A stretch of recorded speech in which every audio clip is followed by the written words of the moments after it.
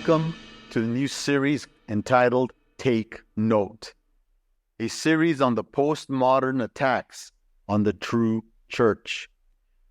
I'm Dr. Regino Ramos Jr. with a reasoned response, providing biblical answers to a postmodern world.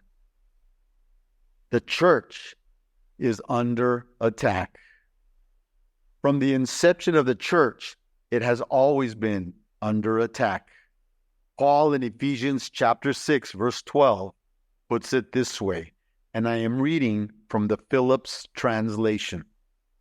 For our fight is not against any physical enemy. It is against organizations and powers that are spiritual. We are up against the unseen power that controls this dark world and spiritual agents from the very headquarters of evil. Paul warned that the attack was first and primarily spiritual. Human entities can act as agents for the dark forces that surround the church. The world is a dark place, and to think that we can bring about some type of utopia is to assume God's role. Paul said that we were fighting an unseen power that controls this dark age. This power, however, has tipped its hand. It is now infiltrated in the church itself, but we have ways to be able to discover this. The church has accepted and embraced the postmodern turn. And through this series, we will try to expose that postmodern turn. What is meant by the phrase, the postmodern turn? Well, Rose Deller, in November 3rd of 2015, reviewed a book entitled The Postmodern Turn in the Social Sciences by Simon Suzanne. And this provides an interesting definition of how Susan defines this concept. He provides a useful definition of the postmodern turn, it being, in his view, a paradigmatic shift from the Enlightenment belief in the relative determinacy of both the natural world and the social world to the increasingly widespread post-Enlightenment belief in the radical indeterminacy of all material and symbolic forms of existence. We can grasp two things from this definition. First, that it is a paradigmatic shift. This means that views that were once held are no longer held, that the new worldview has now displaced the previous worldview. Second, and most fortunately, Suzanne tells us what has been swapped out and replaced. The Enlightenment belief in the relative determinacy has now been replaced by the post-Enlightenment belief in the radical indeterminacy of all material and symbolic forms of existence. What causes a person to change their worldview, to have a paradigm shift? A person has to believe that the view of the world that was once held is now insufficient in its explanatory power. That is, in its ability to help a person make sense of the world around them. What changed? What was no longer sufficient to explain the world? Well, first, what existed before that guided a person's worldview? It was religion, and in the West, it was Christianity. Christianity and the Bible were what provided Western society the tools in determining what it was about, what was right and what was wrong, how to live and what to believe. This was the consensus ethos that guided society and the individual, whether they knew it or not. Ethos, in our context, means the guiding beliefs and ideals that are the hallmark characteristic of a group, of a community, or even a nation. Ethos contains values, morals, and ethics that help to guide a person. These are assumed and understood to be present and to be guiding concepts for how a person should live and act. Right and wrong were determined by what God had revealed in the Bible, and this generated the ethos. Those that did not hold to the ethos were on the margins of society's ethical and moral norms, but gradually they were moving towards its center. By and large, the idea of moral absolutes was accepted. There were boundaries that had been established from times past, and any reasonable person would not dare violate them. The laws in the West were built upon the moral and ethical absolutes found in the Bible. This was the basic paradigm from which things emanated. This would now change. The change from the previous ethos did not happen suddenly, but gradually and in a measured way. Those that wanted to make the change knew that they had to do so in slow doses and in a targeted way.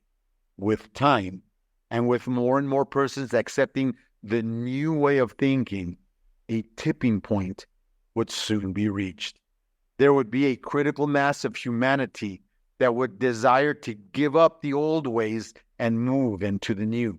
Once that critical mass had been reached, then it was easier to create the shift in society. With this paradigm shift, suddenly the worldviews changed and a new and more enlightened way is accepted. The old ways are now archaic. The new thought would replace the old thought. The old ways were for my parents and my grandparents and so forth. The seeds for this shift were planted over 100 years ago. Faithful disciples of those that planted these seeds watered them until they matured. Never underestimate those that oppose the gospel of Jesus Christ.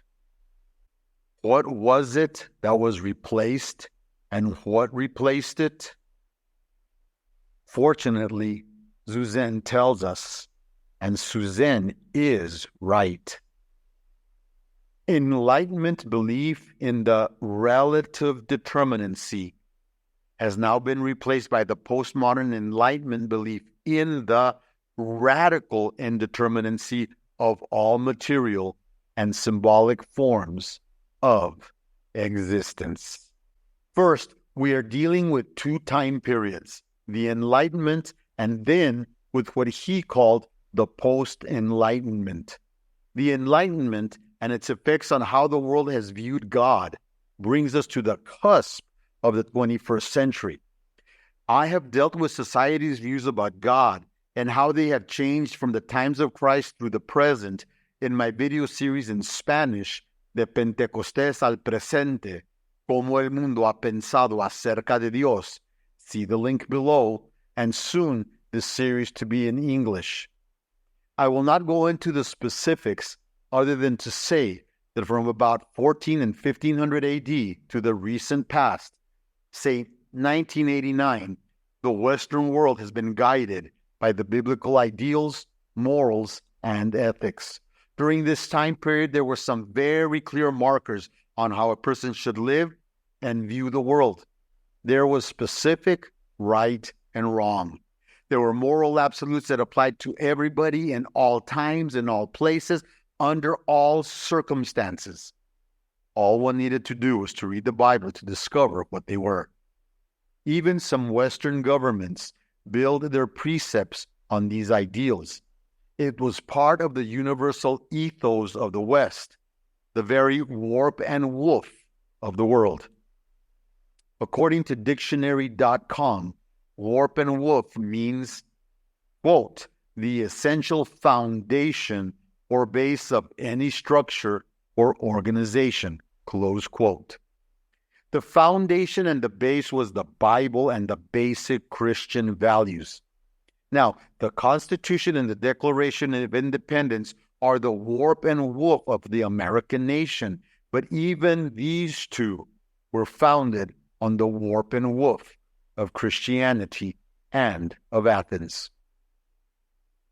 Suzanne points out that this paradigm has at its core the idea of relative indeterminacy. By this, he means that things can be known and that within certain parameters, the effects of things can be determined based on the absolutes that govern nature and society. For example, certain actions lead to consequences, especially if they are wrong. In other words, do this action and given the conditions of the biblical paradigm, this will be the consequence. It was deemed wrong and illegal to destroy somebody else's property. It was morally wrong and illegal to practice homosexuality. Stealing was wrong under any circumstance. Actions and beliefs have consequences. Outcomes can be determined with a reasonable assurance of it being the case. This was how the world was viewed up until the postmodern times. But a new paradigm has now emerged. Quote, radical indeterminacy of all material and symbolic forms of existence, close quote. Right and wrong have been put aside. Relativism is now the accepted mode of being. Nothing is absolute. Nothing can be known with certainty except maybe science. This idea has come into the world and has become the accepted ethos for all the world. Anything that contradicts this is held in contempt and is rejected. Anyone that holds to old biblical ideals is likewise contemptible and is canceled. Now, the rule of the day is radical relativism.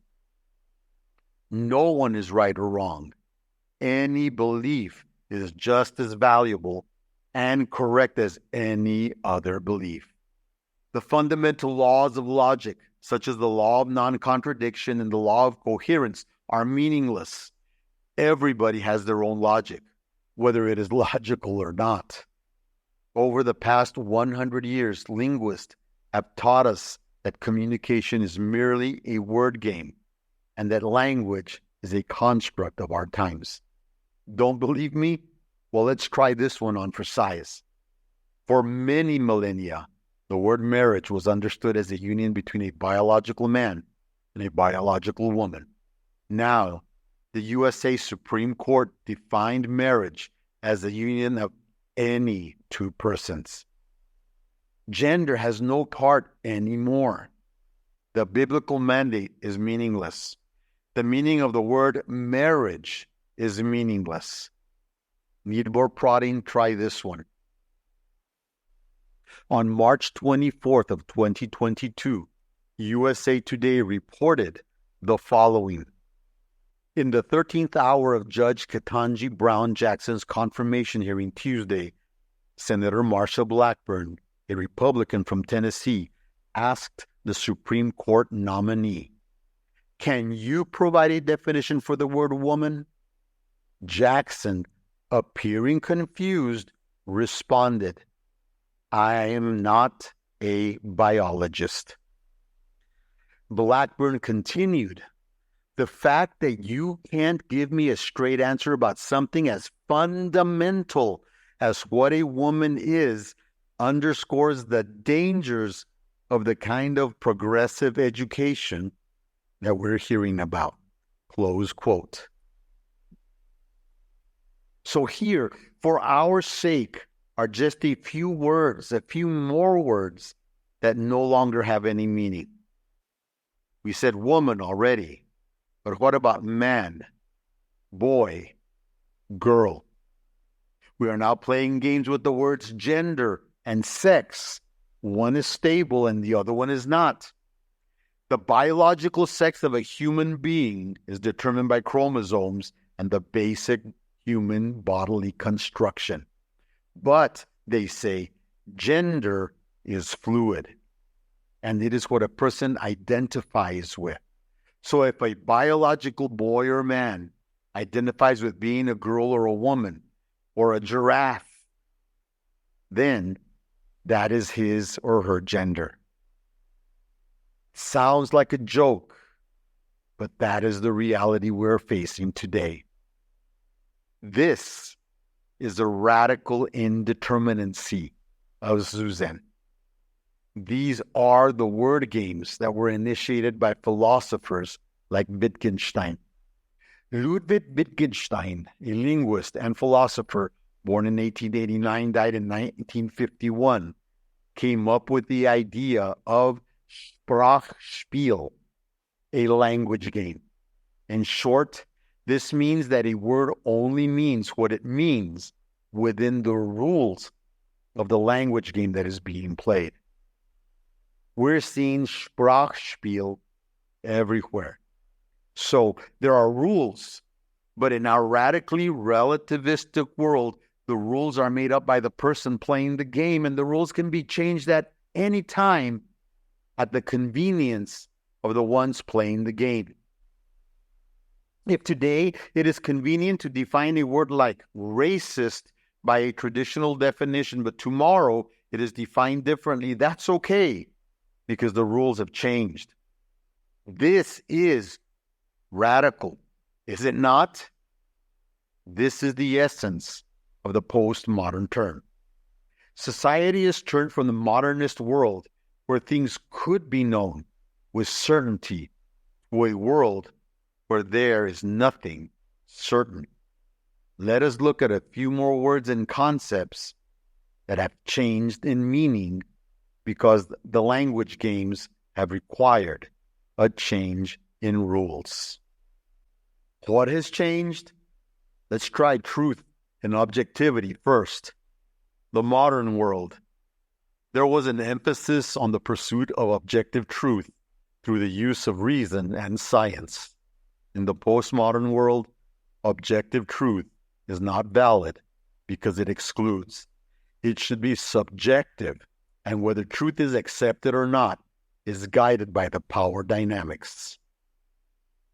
Universal application of concepts has changed.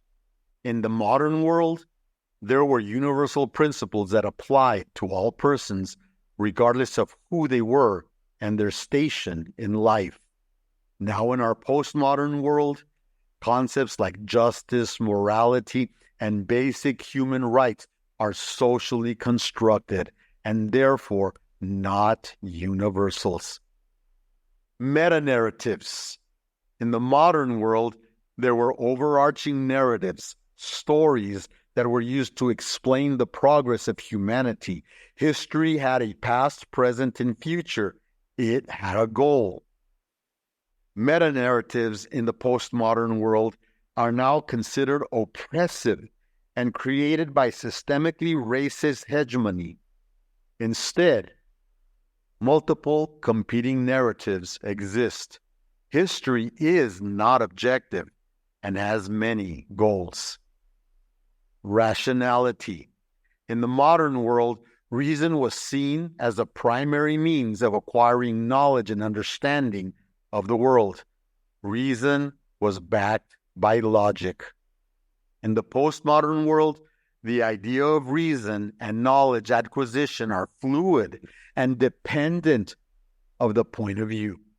Reason is shaped by the culture and society it is in. Logic does not matter. It is feelings over fact. Individualism. The individual was important, and hence the idea of inalienable rights, autonomy, and personal freedoms. These were the hallmarks of the modern world. In the postmodern world, the individual has given way to the collective. Identities are social constructs. Individualism may lead to power structures that create inequalities. Science, as seen as a means of understanding our surroundings in the modern world, it made the world knowable through empirical inquiry. In the postmodern world, science is the only one that can speak with authority, but only within its realm. What science means, though, is left up to the individual to decide. If the findings conflict with the person, they are discarded. Secularism. The modern world. There needed to be a separation of church and state, where the state could not set up its own religion and thereby enslave. Religion could, however, speak in the public square. The postmodern world, secularism has become a religion of sorts. It marginalizes established traditional religions and even moves to cancel them.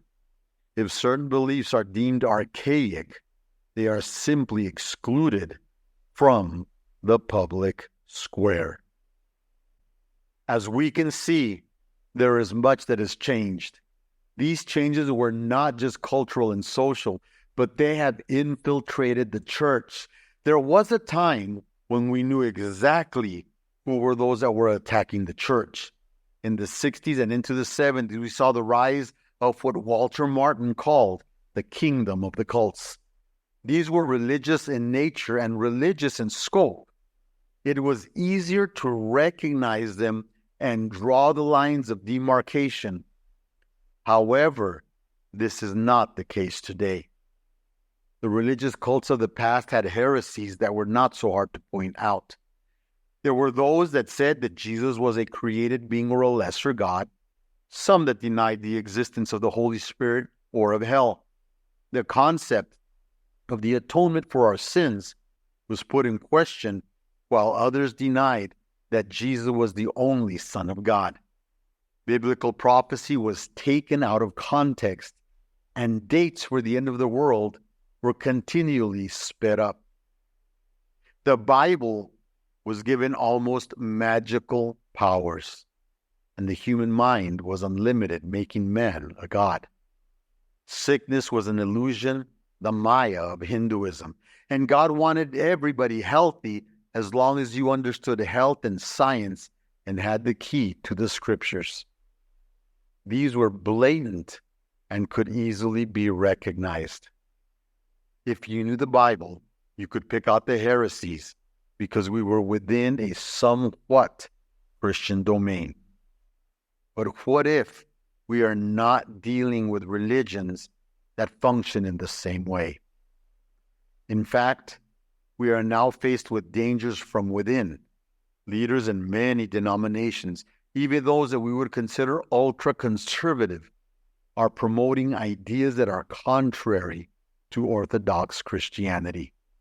They are teaching in our seminaries, preaching in our pulpits, writing books that are published by Christian publishers. They are promoted by mega churches and popular Christian singers and Christian celebrities. But what are the ideas they are promoting?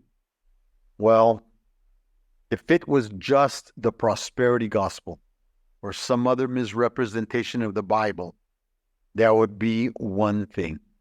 However, they are, in some cases unknowingly, in some cases knowingly, passing concepts like communism, Marxism, feminism, homosexuality, transgenderism, inclusivism, anti-racism, and much more as Christian concepts and biblical ideas.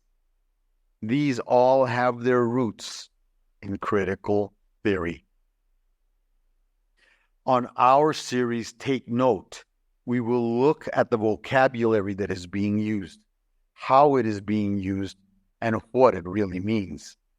Through these videos, we will equip believers with the ability to recognize these code words and to know what they mean. When you see them in a book or hear them in a lecture, you will no longer be fooled or tricked into believing a false idea, an idea that is the enemy of the church and of Christ. These ideas are given a place in sermons, books, lectures, videos, conferences, music, and other forms of communication. But how do we recognize these? And then how do we understand them? What can we do to defend the church against these 21st century enemies? What do we have to look out for?